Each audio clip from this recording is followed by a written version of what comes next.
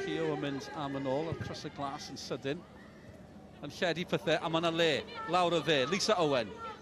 Cros y glas yn cyrraedd yn y canol. Angen croesio da, gol geidwad ddim yn sicr. Rhyw floedd fach o beithiol yn gweud bod y bêl di mynd mewn. Neb yn ymateb ran y swyddogion.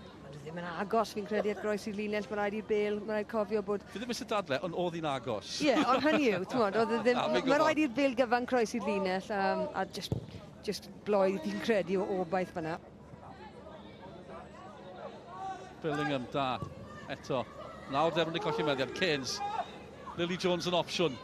Oedd hi'n bloeddio am y bêl. Jones yn metro bellter, syth at Cerin Chamberlain yn y gol, ond unwaith eto Wrexham sy'n bygwth. Dyw Ffion Price ddim yn dawel fel arfer. Mae'n gallu creu goliau. Dwi'n gallu taro fan hyn. Mae'n mynd amdani hefyd! Am eiliad i Caerdydd! Am eiliad i Ffion Price. Mae'n berffeth. Oedd angen gol ar y pencampwyr. Oedd hi cartre, ddim ar ei gorau. Ond mae Price wedi newid hynny. Cic rydd o didog. Mae'n o'r blaen. Oedd e ddim byd syfdanol dan.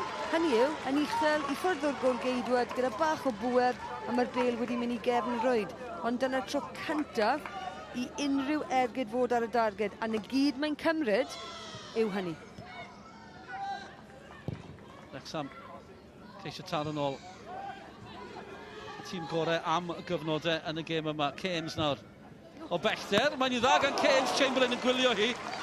Ansicrwydd gan y gol geidwad, ond yn gwneud i gwaith yn y pen draw. Dyna'r ergyd cyntaf gan Wrexham ar y darged ac am un ergyd chwarae teg iddi. Mae Eliza Colley drwodd eto, Colley drwy'r canol, prif sgorio'r tymor diwetha, yn cael yr ail, yn cipio'r treffoint o bosib i Gaerdydd. Mae ar ben nawr, a Colley, pwy arall drwy'r canol sy'n cael yr ail. Wel, am benwythnos yn Wrexham i'r adar gleision, mae'n ddwy ddim.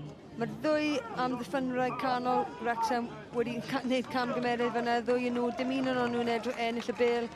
A Eliza Colley yn cadw ei ffen ac yn rhoid o bêl o safon, rhaid dweud.